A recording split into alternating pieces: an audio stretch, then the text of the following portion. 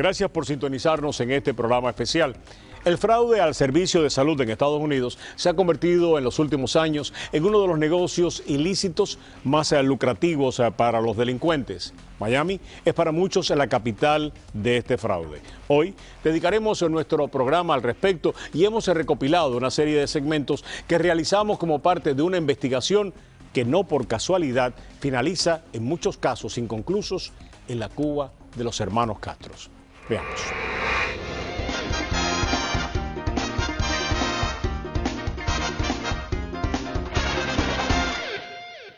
Capital del robo al Medicaid es uno de los motes que ahora acompaña al de la capital del sol. En las últimas décadas, Miami ha estado en la lupa de los investigadores federales.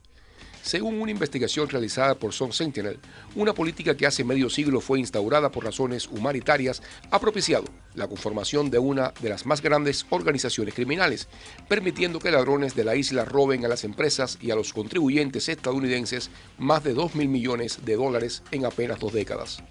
La investigación encontró que el dinero robado en Estados Unidos regresaba a Cuba y la existencia de una puerta giratoria que permite a los estafadores el acceso fácil al país y una vía de escape segura.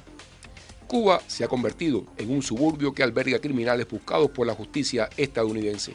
Cientos de estos, una vez descubiertos, ponen pie en polvorosa y el régimen comunista cubano les da cobija. También la mayor de las Antillas es parte del blanqueo de capitales que llega a la isla y o se depositan en cuentas fantasmas en terceros países. Las tensas relaciones hacen casi imposible la extradición de los delincuentes que huyen y la deportación de criminales a la isla, después que estos cumplan sus condenas en Estados Unidos. El tema lo aborda el Sun Sentinel y yo creo que es importantísimo. Vamos durante toda esta semana a darle seguimiento desde diferentes ángulos, pero es tan viejo como el régimen de Castro instaurado ahí. En la década de los 60, pues básicamente se dedicaba el régimen de Castro a vender joyas, a vender obras de arte, etcétera, etcétera. En la década de los 80, la marihuana, básicamente todos los barcos de marihuana que pasaban por La Habana, que pasaban por el estrecho de la Florida, de alguna manera eran santificados por las autoridades castristas que cobraban, un derecho de peaje. Y así sucesivamente. El tema lo conoce muy bien nuestro invitado, que nos ha acompañado en muchísimas ocasiones y hoy se incorpora de nuevo a abordar este tema. Héctor Schwartz es investigador principal de la Oficina del Defensor Público. Pero Héctor, además de esto, durante años ha trabajado en agencias de inteligencia de los Estados Unidos. Trabajó en la frontera, trabajó en DEA, trabajó en diferentes lugares y conoce muy bien este tema y lo ha estado siguiendo a través de los años. Qué bueno tenerte en el programa. Gracias a ti por la invitación. Y me dijiste la DEA, eso es como decir un soldado que es marinero. Ajá. En US Customs, la unidad marítima. Exactamente, la unidad marítima, y fue uno de los primeros. ¿Ustedes se acuerdan de las lanchas rápidas esas? Los Blue Thunder, que en la década de los 80 pues se inauguraron aquí en Miami, él fue uno de los primeros que navegó en esas lanchas, ¿no? Mi querido amigo, eso, como yo señalaba, esto es tan viejo, no sé, como la historia de los Castro en el poder. ¿Por qué nos asombra? A mí no me asombra, déjame decirte, creo que el Sun Sentinel se quedó muy corto en la figura de $2.000 millones. Pero yo recuerdo que en los años 80 y 90 también el gobierno cubano se dedicaba a aquellos vuelos que venían de Colombia, avionetas pequeñas que aterrizaban en aeropuertos al norte de la provincia de Matanzas, específicamente en el área de Varadero, y luego en lanchas rápidas. Nosotros estábamos monitoreando eso constantemente en un centro que existía aquí en el downtown de Miami, que era corrido por expertos del RCA, de la RCA Víctor, en aquel momento, trabajando en conjunto con el gobierno federal, y se le llamaba Operation Blue Lightning o Operación Relámpago Azul.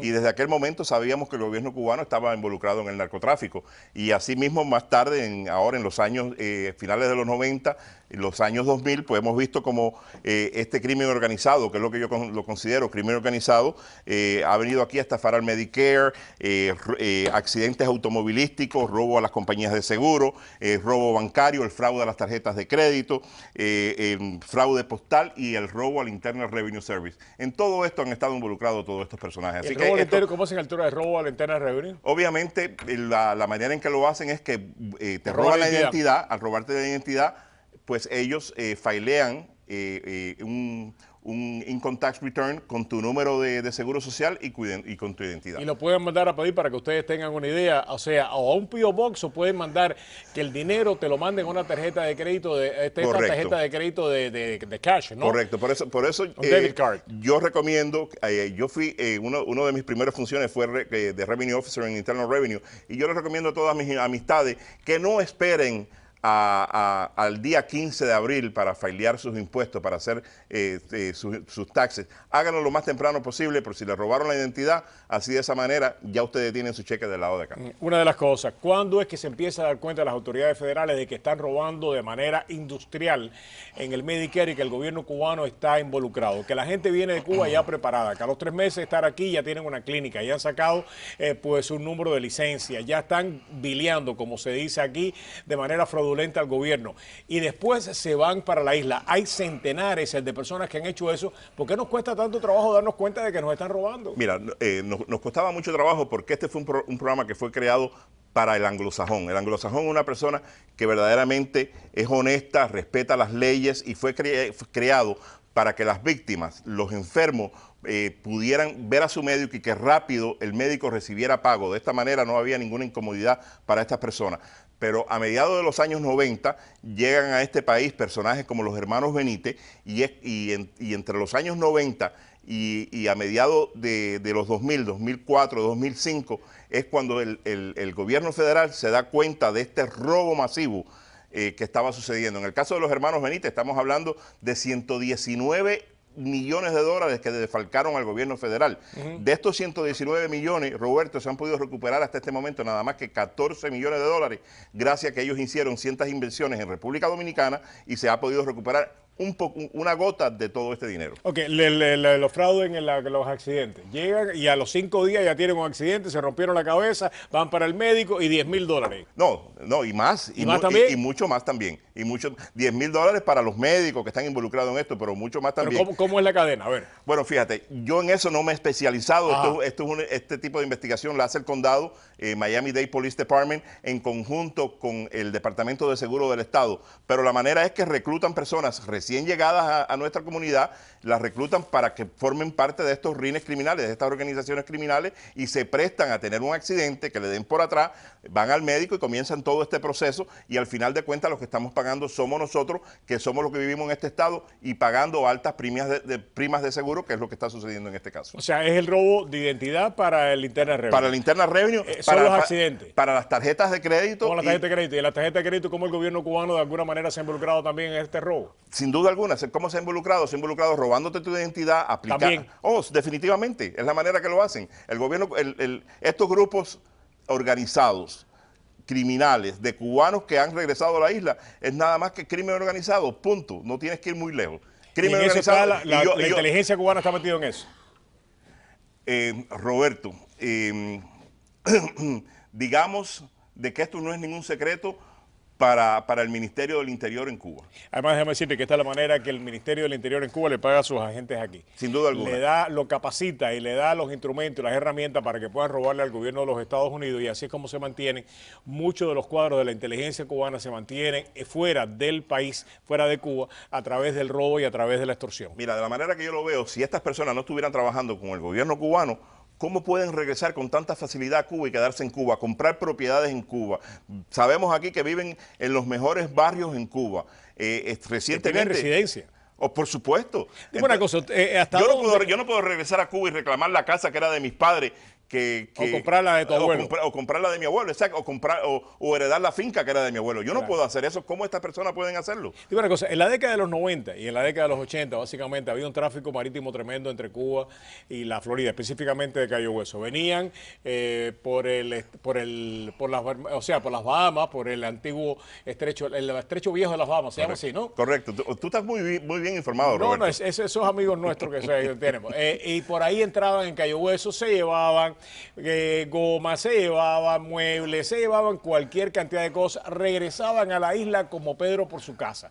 Te voy a hablar de un amigo mutuo que estuvo muy involucrado conmigo en eso. Ajá. Arturo Cobo. Arturo Cobo. La inteligencia cubana sabía que había ese comercio.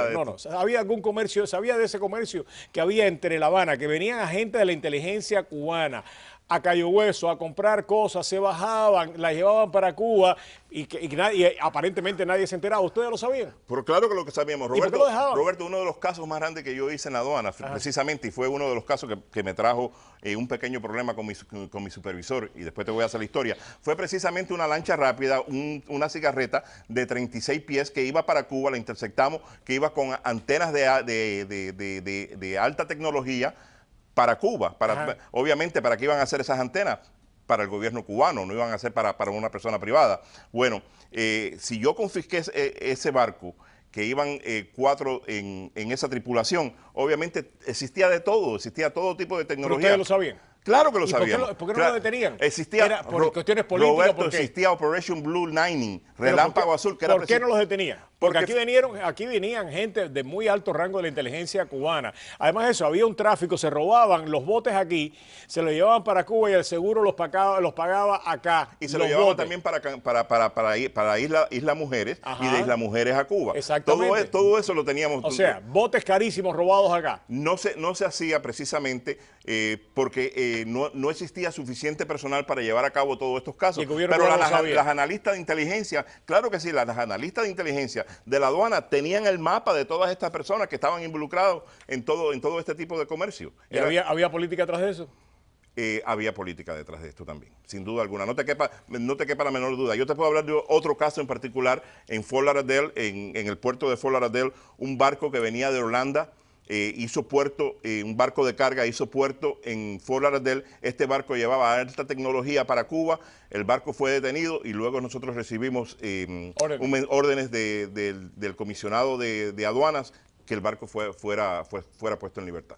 Qué cosa más grande. Así que, pero esperemos que parte de las conversaciones de Jacobson con la presión del gobernador Christie de New Jersey sea que alguno de estos delincuentes eventualmente sean traídos aquí para que una vez más se enfrenten a la justicia norteamericana. Ojalá que sí. Muchísimas gracias. Gracias a ti, Leonardo. Muchos de los inculpados por este fraude se encuentran prófugos de la justicia estadounidenses y refugiados en Cuba. Ese es el caso de los hermanos Benítez. Ese será el tema de nuestro próximo segmento. Regresamos.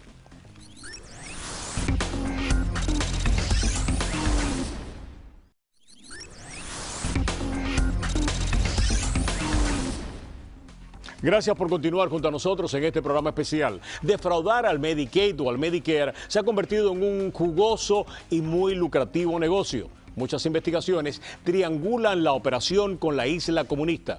Cuba se ha convertido en el santuario de muchos de estos criminales. Veamos este segmento.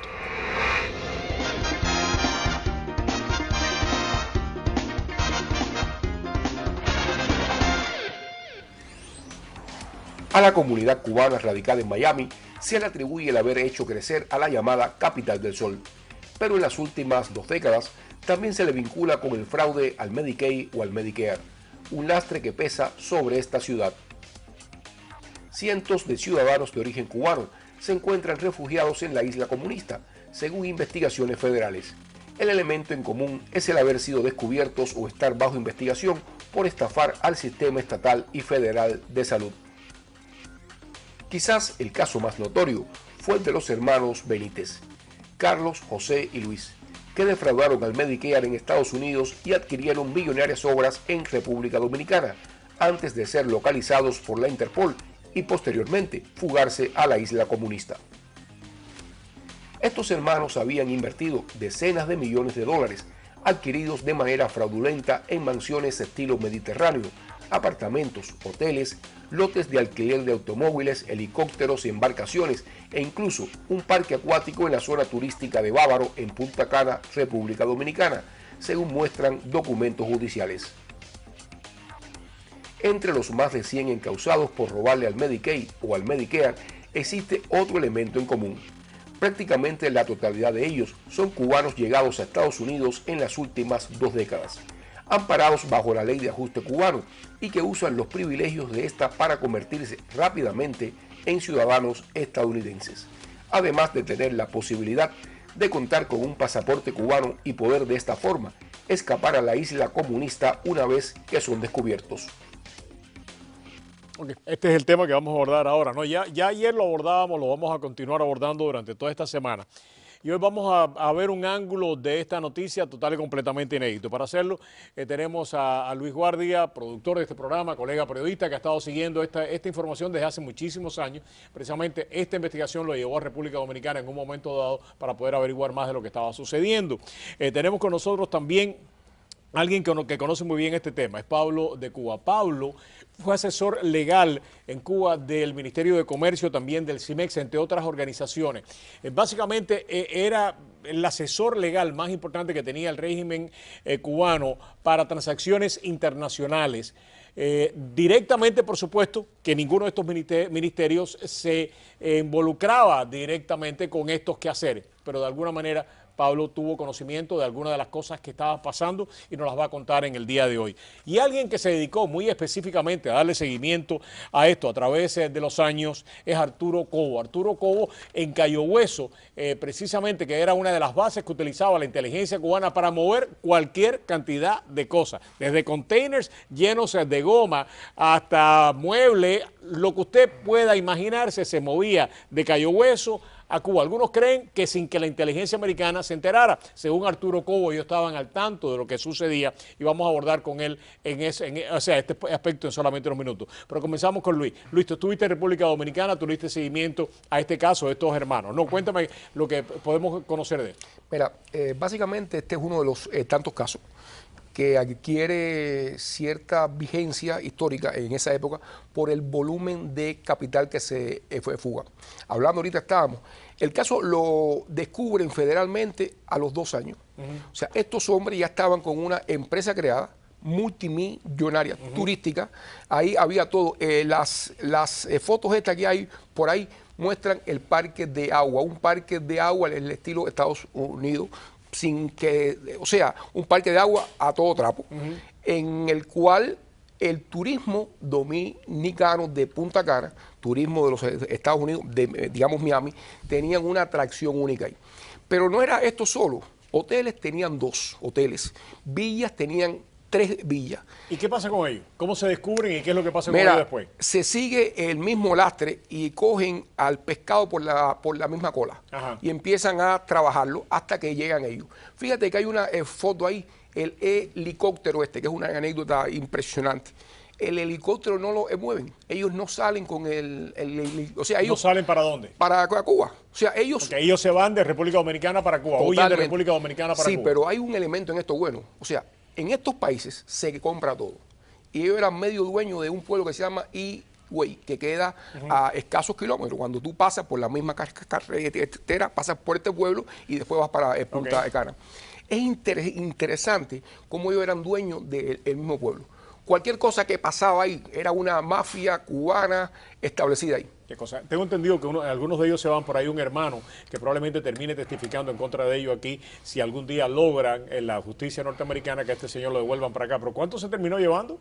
Bueno, 56 lo que se llevó legalmente. Ajá. O sea, acuérdate que esto tiene un lastre atrás que es el dinero que nadie sabe porque es lo que va generando todo esto. Fueron 56 por un lado y 42 por el otro. Qué cosa más grande. Pablo, ¿hasta dónde? Y hay algunos, y repito, y me parece que es importante aclararlo, Pablo como asesor legal del Ministerio de Comercio Exterior se dedicaba a otras cosas, ¿no? Y esto lo manejaba sobre todo la inteligencia cubana. Pero los rumores se manejaban en Cuba y Pablo tuvo que escuchar parte de lo que estaba sucediendo. ¿Hasta dónde esto, básicamente ustedes, no de manera oficial, pero oficiosa, sabían lo que estaba pasando, conocían de lo que estaba pasando? Mira, hay que partir de un elemento clásico. En esos momentos, incluyendo ahora que estamos aquí conversando, cualquier actividad que sea desestabilizar los Estados Unidos, golpearlo, se hacía. Había que hacerlo y se motivaba a hacer. Right? Okay. Estamos hablando de 100 mil millones de dólares cuando la banca suiza, no 56 millones de dólares. Pero estos elementos que se movían al margen de lo negro, como digo yo, estaban muy claros. Pienso yo que, bueno, este artículo tiene muchas cosas por donde cortar tela, ¿no? Porque mete miedo a veces hasta leerlo. Si tú tenías la facilidad de acreditarte en Cuba, si tenías la facilidad de crear una empresa, si tenías esa facilidad de actuar en el sistema de salud, y el sistema de salud no controla, que es un problema de los federales, no es un problema de quien puede sacar la plata, claro, la vaciaban. De aquí se movió el dinero, no solamente lo deben haber llevado en valijas, se movieron wire transfer, whatever. Y de remate llegas a un país, como bien decía Luis, que tienes la capacidad de llegar y no preguntar quién toca, si no pasa y haga usted lo que quiera porque tiene poderoso caballero don dinero, bienvenido sea. Lamentablemente esa es la realidad. Ahora, crear un grupo de cubanos entrenados para hacerlo, no lo dudo. De que hayan entrado aquí con la facilidad de hacerlo, tampoco lo dudo. Y más en aquellos momentos. Recordemos, señores, un fraude de 56 millones de dólares no se descubre un día para otro, salvo que sea muy notorio. Es imposible. El mundo se mueve a nivel de códigos digitales. Ahora, la economía financiera es 1 o 0, o sea, es el lenguaje de las computadoras. Entonces, crear esta actividad para sacar dinero no es fácil. No es fácil. Tú tampoco es fácil llegar ni con la lotería. En este caso, mi estimado amigo. Hablaba yo por la tarde, en el día de hoy, con un amigo que trabajó este tema dentro de las agencias de inteligencia de Estados Unidos. No puedo utilizar su nombre, pero me dijo que en algunas ocasiones ellos capturaban naves que venían de Cuba, barcos que venían de Cuba de forma ilegal, y ya la gente venía dentro, o sea, con corporaciones ya realizadas. De Cuba venían ya con las corporaciones, venían con las instrucciones y venían con todo. Y cuando yo le pregunté, ¿por qué ustedes no le daban seguimiento a eso? No quiso entrar en el tema. Me dijo, cuando hablemos personalmente te voy a contar. Pero permíteme incorporar a Arturo Cobo, porque Arturo Cobo conoce muy bien esto. Y es la primera vez que después de este artículo va a hablar sobre este tema de forma exclusiva aquí ahora en Prohibido Callarse. Arturo, ¿qué hacían ustedes en Cayo Hueso? Porque tú tenías, básicamente, tú estabas operando desde Cayo Hueso. Cayo Hueso era una base que utilizaba el régimen castrista, la inteligencia castrista, mi querido amigo, para mover cualquier cantidad de cosas. Cuéntame. Sí, yo detecté 2 espías en la base Boca Chica y se lo entregué a la agente Bob Kelly del FBI. Ellos tenían las direcciones de todos los pilotos, dónde vivían, el nombre de la esposa, los hijos, las direcciones, el tag number. Ellos lo tenían todo ahí, los espías estos que estaban aquí. Y eso que tú dices de equipos tecnológicos, pregúntale a Héctor Schur, que ha estado en tu programa, que ellos una vez detectaron un barco con alta tecnología, y cuando el costo, y cuando fueron cuando lo cogieron, llegó una orden de allá arriba que lo dejaran ir para Cuba. Llegó, pregúntale para que tú veas, Héctor, si es así o no es así. Y así cogieron y lo hicieron así mismo. ¿Por qué lo hacían así? ¿Por qué lo hacían así, Arturo? Y hay cantidad de evidencia de que el gobierno cubano utilizó a Cayo Hueso. Se llevaban contenedores de goma, se llevaban muebles, venían a través del viejo estrecho de las Bahamas, entraban aquí en Cayo Hueso y, mi querido amigo, se llevaban hasta la lata de las comidas de los perros para ellos allá en Cuba. Claro, pero cuando tú los denunciabas, cuando tú cogías, ibas a Ria Bliss, que era la del FBI, y Patty Thompson, que trabajaba para el FBI, que siempre teníamos contacto con ellos, y agentes del FBI que estaban ahí. Te decían, cuídalo que no cojan un catarro, ¿no? Ahí está. Entonces, ellos pasaban la información y nunca llegaba una orden de que actuáramos, de que dónde están para meter los presos, siempre lo dejaban. Ya, permíteme pasar a Luis. Luis quiere aportar algo en este tema y después Pablo también quiere decir algo, ¿verdad? Mira, yo me acuerdo que iba entrevistando a varias gente hace años sobre esto. No me acuerdo si fue Andy Gómez quien me hizo un análisis o Johnny Clark, pero muy certero sociológicamente de este último éxodo. Acuérdate que todas estas gentes que vienen han estado durante 40 años robándole al régimen. O sea que para ellos robar, ganarse 4 o 5 pesos no es un problema grande. Y vienen adiestrados mentalmente para ello. A esto únele que el gobierno comunista encontró ese tamiz, esa fractura por la cual generar capitales. Y sobre todo mantener también a su aparato de inteligencia en el exterior, que lo pagaban de esta manera. Tú estabas hablando de algo que me parece que es interesante, Pablo, y es algo que algún día vamos a hacer un programa nada más que sobre ese tema. De cómo el gobierno cubano, de que esto era peccata minuta, que lo que estamos hablando que a través de Europa se movían decenas de miles de millones de dólares. Tanto es así que hay un banco que recientemente lo multaron 10.000 millones de dólares. Lo pagó así sin decir cuánto es 10.000. Aquí están 10.000 millones de dólares. Si yo tengo que pagar 10.000 millones, y perdóname que te interrumpa, mi estimado amigo, porque me gané 150.000. Bienvenido los 10.000. Besos, abrazos, lo que tú quieras. Pero el gobierno cubano manejaba esas cantidades de dinero. No. Vamos por parte. Yo leí este artículo, aquí hay muchas cosas que, bueno, la libertad de prensa tiene la ventaja de tú escuchar todo, claro, incluyendo la excreta. No, pero bueno, es libertad de prensa, verbigracia, aplaudan, me están oyendo a mí a lo mejor. El problema está en que para robarse 50 millones de dólares por fraude documentado, a una agencia del Estado, sea el gobierno que sea, lo primero es falta de control. No me vengan a decir que fiducia, que todo el mundo creía. No, falta de control, que no te interesa dónde va el dinero. Entonces, cuando tú detectas el problema, vas y lo atacas.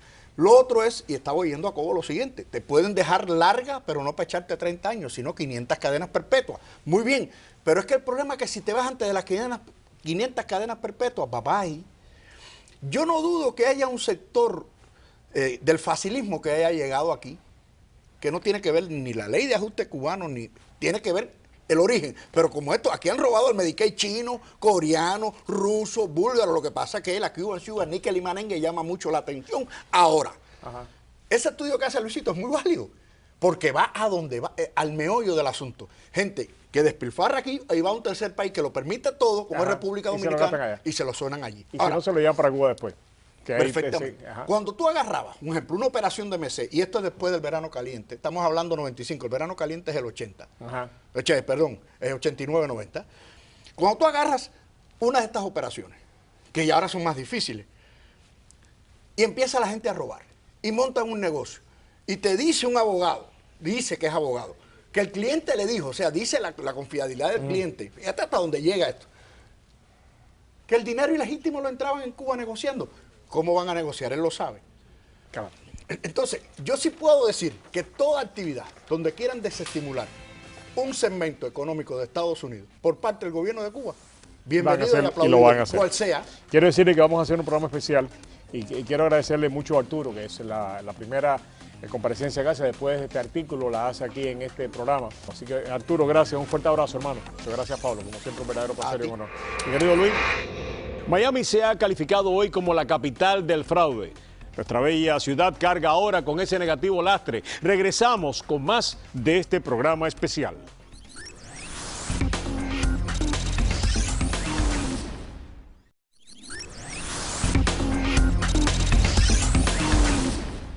Gracias por continuar junto a nosotros en este programa especial.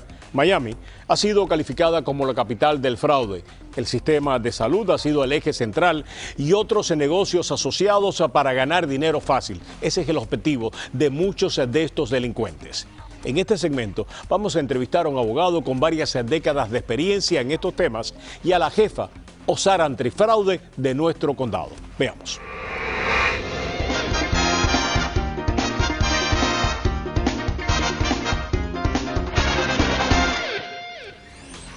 El fraude se ha convertido desde hace 2 décadas en algo muy común en Miami. De hecho, a la Ciudad del Sol se le ha llamado la capital del fraude. El fraude al Medicaid o Medicare, el fraude contra las compañías de seguro, el fraude hipotecario.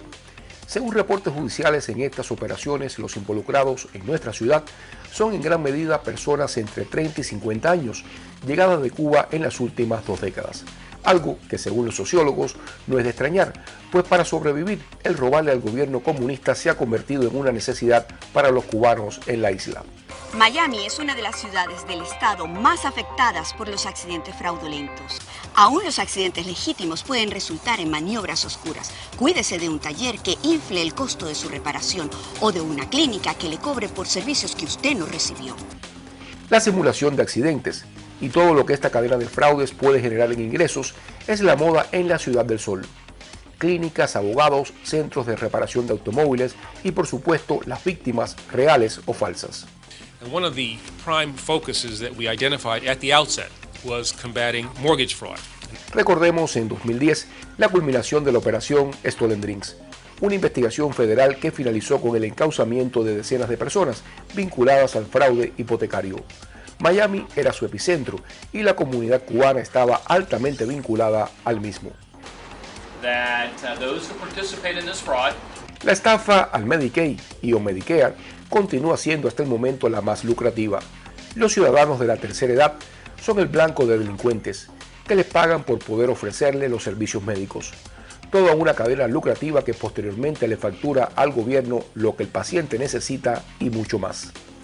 Miles de doctores, dueños de clínicas, personal médico e intermediarios han sido arrestados y purgan sus condenas. Decenas de ellos han logrado escapar a otros países tras pagar una fianza. Muchos se refugian gracias a ser cubanos en la isla comunista, donde disfrutan al amparo del régimen los dividendos de su actividad criminal en Estados Unidos. tenemos para abordar este tema en el día de hoy y lo dijimos hace solamente unos segundos. A Humberto Aguilar, abogado, conoce este tema, lo ha estado siguiendo y ha estado sobre todo básicamente estudiando los diferentes artículos y las diferentes opiniones que se han dado en los últimos días de una manera muy aguda y la va a compartir con nosotros. También está Sandra Colón, nos ha acompañado en otras ocasiones y para nosotros es un placer darle la bienvenida. Ella es la vocera de la unidad antifraude de Medicare aquí en el condado de Miami-Dade o en el sur de la Florida, debería decirlo así. Sandra, qué gusto acompañarnos. Gracias también, Humberto, a los dos por estar acá. Bueno. Muchas gracias. Comencemos por esto. ¿Esto es nuevo para ustedes, lo que sacó el Sun Sentinel, de que Miami era la capital del crimen, que muchos de los estafadores se iban para Cuba? ¿Esto es nuevo para ustedes? ¿Ustedes se dieron cuenta de esto ahora que el Sun Sentinel publicó este artículo? No, no es nuevo.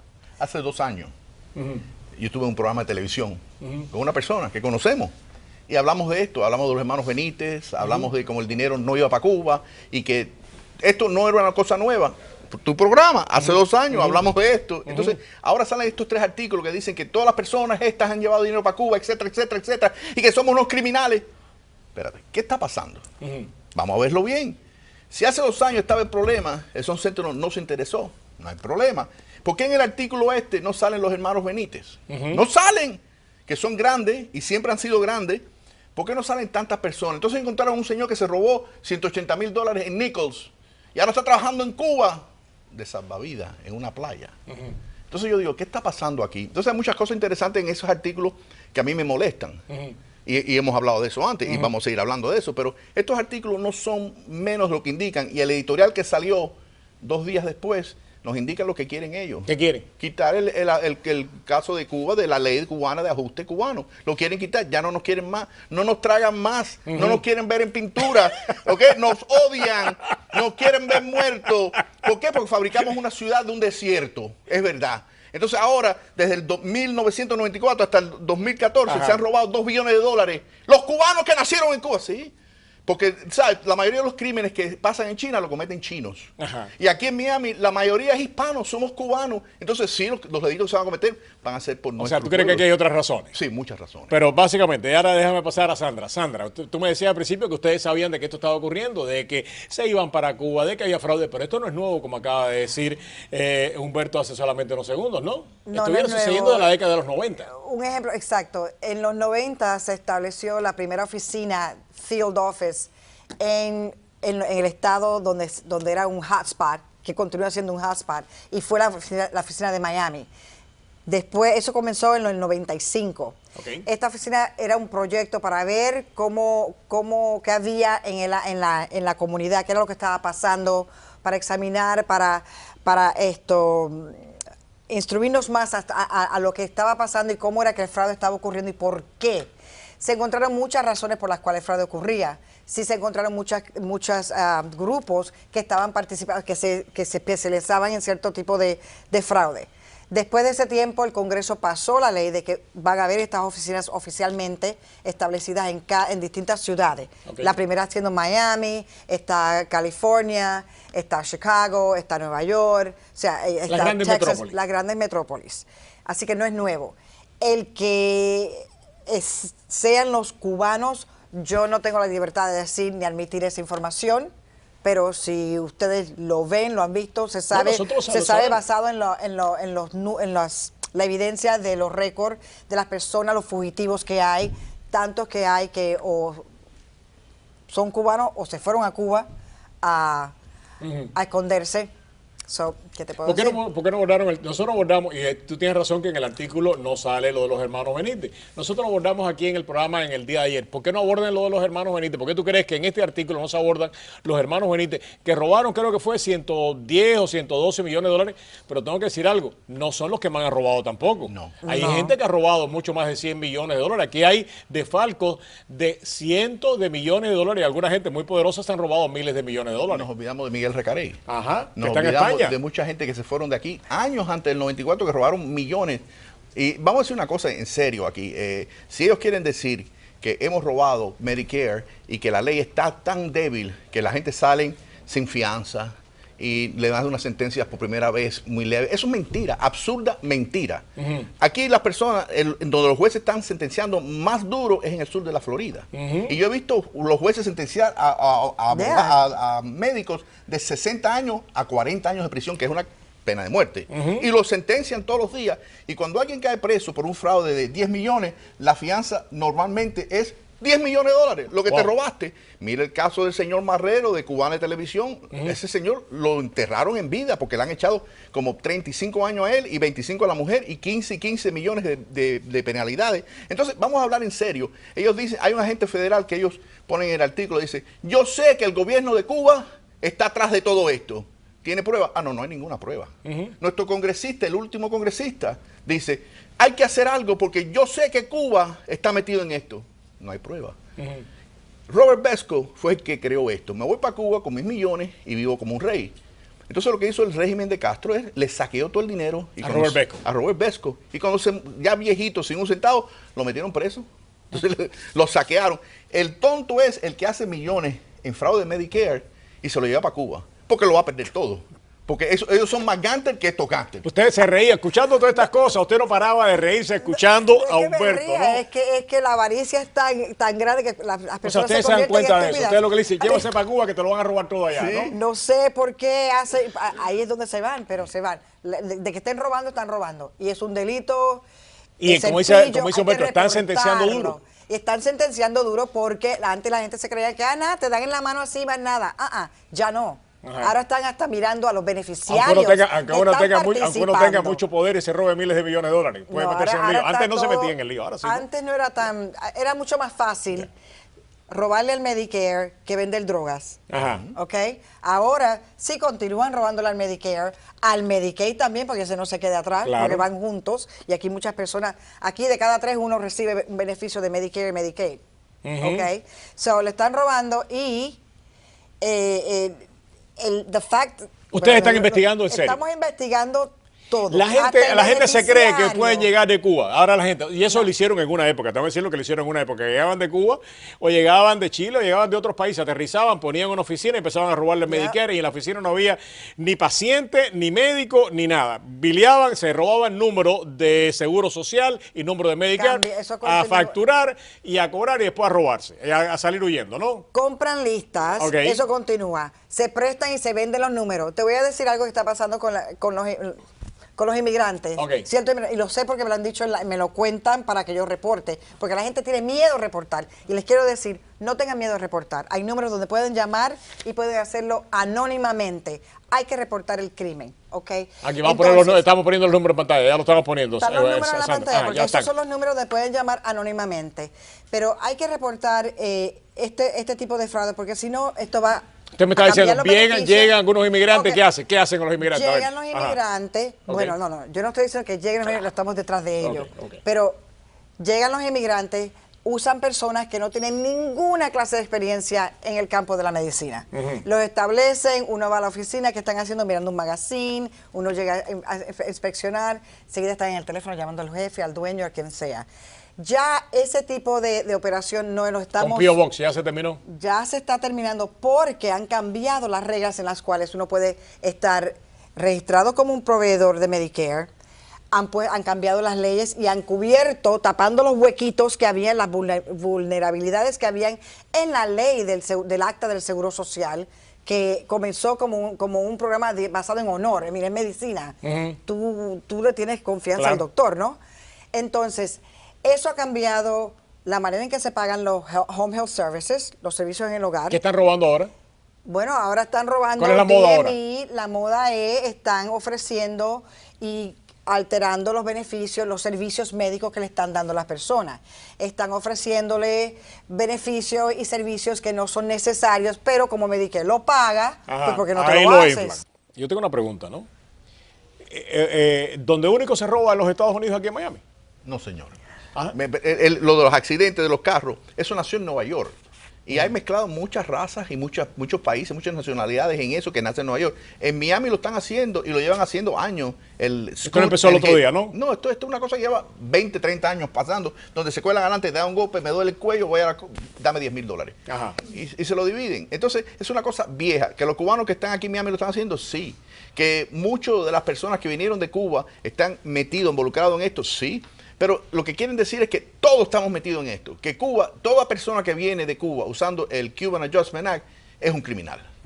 Eso es lo que están diciendo, básicamente. Y tenemos que Y que el motivo de venir aquí es para, básicamente... Para delinquir. Delinquir Eso es todo. y robarse dinero a los Estados Unidos para llevárselo para Cuba para poner un negocito. Que eso es absurdo. Y sabemos que es absurdo, que es una mentira. Como estábamos diciendo antes, hay 35.000 personas en este momento que son deportables para Cuba por haber cometido delitos aquí. No se han ido a Cuba porque no quieren irse para Cuba. Y ese es un problema que tuvimos cuando vinieron los marielitos que metieron en Atlanta, que tuvieron motines para no regresar a Cuba. Nadie quiere regresar a Cuba. Entonces, los que regresan por necesidad, por estupidez. Yo estuve hablando con los U.S. Marshals hace una semana, parece que existe una lista Matrix de los que están buscando. Dice, en este momento tenemos a 312 personas que queremos que devuelvan ellos. Nada más. Cuba es en muchos de estos casos el destino final de este dinero ilícito. En el próximo segmento vamos a tener a un abogado que durante décadas ha interpuesto demandas contra el régimen castrista y ha salido victorioso en varias de ellas. Ya regresamos con este programa especial.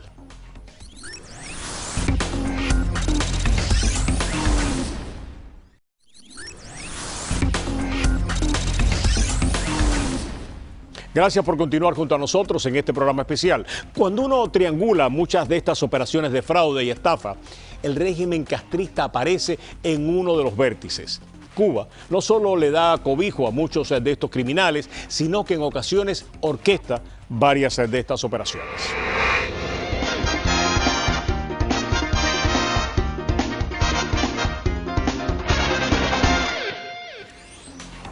Prácticamente desde su llegada al poder, Fidel Castro emprendió una cruzada contra Estados Unidos. En su carta a Celia Sánchez el 5 de junio de 1958 ya dejaba claras sus intenciones y posteriormente con la creación de la Tricontinental y el Departamento de Liberación devenido América y posteriormente MC, Castro radicaliza su posición contra su vecino del norte. Desestabilizar los procesos democráticos y financieros fue el objetivo central del régimen comunista cubano. Una de las formas creadas para mantener y financiar su red de espías es y ha sido la implementación de negocios creados y levantados desde La Habana en ciudades claves de Estados Unidos. Miami ha sido durante más de medio siglo la prioridad número uno del gobierno comunista cubano. Una gran cantidad de negocios apoyan el subsidio financiero de las operaciones del régimen castrista desde Miami. En las últimas 2 décadas, y no por casualidad, jóvenes llegados desde la isla montan en un periodo récord operaciones y redes para robar el dinero de los contribuyentes mediante el fraude al Medicaid o al Medicare. Según varios especialistas, entre ellos existe un grupo entrenado y financiado desde La Habana. Estos dividendos aseguran el apoyo logístico en Estados Unidos a la red castrista de espías y el financiamiento de campañas pro-Castro y su ideología creadas en Estados Unidos. El Buró Federal de Investigaciones tiene una larga lista de prófugos de la justicia estadounidense, una gran mayoría de origen cubano, que amparados y cobijados por el régimen comunista, optaron u optan por escapar y residir en la mayor de las Antillas. Ok, estamos con este tema. Vamos a continuar con este tema porque nos parece de una importancia extraordinaria. Está con nosotros el doctor Nick Gutiérrez, abogado. Ha seguido este tema desde hace muchísimo tiempo. En breve se nos va a incorporar también el doctor Willie Allen y vamos a estar abordando, además de este tema, vamos a estar abordando el tema de las nuevas medidas y ambos tienen información bien importante para ustedes. Nick, gracias primero por acompañarnos, un verdadero placer. Esto se sabe de la década de los 90. Es verdad, no es nada nuevo. Ahora lo estamos discutiendo porque el Sun Sentinel hace un tremendo reportaje. De pronto hay otros periódicos norteamericanos que empiezan a decir, mira lo que está pasando, están robándonos en Miami y eso es ¿qué es lo que está pasando? Bueno, porque ahora es titular, si no han estado robando en la década de los 90 y a nadie le ha importado aparentemente. Bueno, es una buena pregunta, pero yo diría que en la década de los 90... no existía el pronunciamiento del 17 de diciembre del presidente Obama. Okay. O sea, ahora, sin que Cuba cambiara ni un ápice, el presidente ha dicho que quiere normalizar las relaciones. Entonces, esto trae a relucir una serie de contradicciones y cosas paradójicas que son muy difíciles de conciliar. ¿Cómo vamos a tener relaciones normales con un gobierno que sistemáticamente y oficialmente auspicia una red de defalcadores del fisco público norteamerano? Porque te puede decir, y déjame jugar al abogado del diablo, sí, claro, cualquier persona te puede terminar diciendo, Nick, esa es la única manera, conversando con ellos, o sea, de alguna manera trayendo la atención, teniendo una palanca para poner presión, es que vamos a terminar resolviendo ese problema. Ojalá que esas personas tengan la razón y ojalá que yo esté equivocado. Y yo estoy dispuesto a aceptar eso si los hechos lo llevan a demostrar. Correcto. ¿Por qué hasta ahora no le ha interesado? O sea, yo he hablado con amigos míos del FBI, de la policía, lo sabían. No veían en esto una gran conspiración, a pesar de que uno se los decía.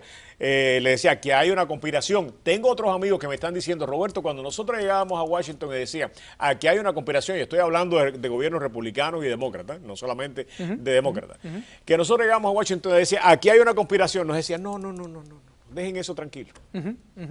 Sí, o sea, es difícil, o sea, tú y otros periodistas sí han sacado esto a relucir, pero la gran mayoría de la prensa norteamericana, que normal... Pero las agencias de inteligencia, ¿por qué no se metían? ¿Por qué los políticos no se metían? No sé, desconozco esas razones, es una buena pregunta.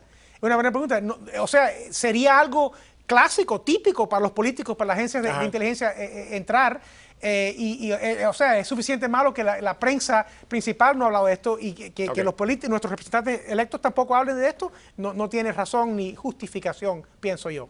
Una de las cosas que te quiero preguntar, tú representas a muchísimas personas que tienen reclamaciones ante el gobierno cubano y ahorita vamos a incorporar a Willy para seguir con este tema, pero bien importante. Correcto. Mi querido amigo, van a empezar las relaciones, todo parece indicar, a menos que ocurra un imprevisto y que siempre con Cuba y los menos puede ocurrir cualquier cosa. Correcto. Por lo tanto, hasta que las cosas no sean, no son, ¿no? Correcto. Pero usted representa muchos de esos. ¿Qué usted va a hacer ahora que se abren las relaciones? Bueno, nada por el momento. Tenemos que ver cómo se implementan esta declaración del 17 de diciembre. Pero, Roberto, es importante destacar que, o sea... Ya empezaron en los anuncios en el día de hoy. Correcto, sí, pero... o sea, y se habla de ampliar el crédito. O sea, todavía estamos hablando de un régimen que no tiene Estado de Derecho, donde no hay cortes independientes, donde no hay abogados independientes, donde no hay paneles de arbitraje independientes. Es muy difícil resolver problemas que uno tenga con el gobierno de Cuba, sea uno un empresario norteamericano en el futuro, como han sido los españoles, los canadienses y todos los anteriores. Pero el problema es que si vamos a suponer que se normalice el comercio con Cuba, entonces, ¿qué va a pasar? Potencialmente pudiera haber turistas norteamericanos montados en cruceros norteamericanos llegando a puertos que fueron confiscados de ciudadanos que ahora son americanos, parando en hoteles construidos en tierras con gaviota, en empresas mixtas, en propiedades confiscadas de personas que ahora son propietarios norteamericanos. Se pueden importar azúcar, productos agrícolas. Ya se puede importar cosas. Vamos a hablar de eso en un minuto. Si se importan de propiedades robadas y los dueños están aquí, el banquete que se darán los abogados de litigio va a ser serio. Se van a embargar cargamentos, se puede paralizar legalmente todo este comercio, porque siempre se contemplaba que no iba a haber comercio hasta que se resolviera el problema de la propiedad. Eso no ha ocurrido todavía y se está hablando del comercio. Si va a ocurrir en corto plazo, veremos, pero lo encuentro difícil en comprender que va a pasar tan rápido. En la cuestión esta de Medicare y Medicaid, pues este tema lo vamos a seguir en solamente unos segundos. Perfecto. ¿Qué va a pasar esto? O sea, vamos a seguir reclamando de que vuelvan de Cuba los fugitivos, y hay una cantidad de fugitivos tremendo. Y no solamente de Medicare y Medicaid, también hay, o sea, la asesina de un policía en New Jersey y muchos otros. ¿Se debe enfatizar eso ahí alrededor? Claro que sí. ¿Y usted cree que se va a ver adelante en eso? Yo no confío que va a ser el gobierno de Raúl Castro en este tema. El gobierno de Raúl Castro es capaz de traicionar a cualquiera y si el precio es más comercio norteamericano, quizás que devuelvan a un lado y empiezan a robar en otro lugar. Es posible, pero también es posible que digan que no saben nada y que, tú sabes, vamos a ver. Regresamos con las conclusiones de este programa especial.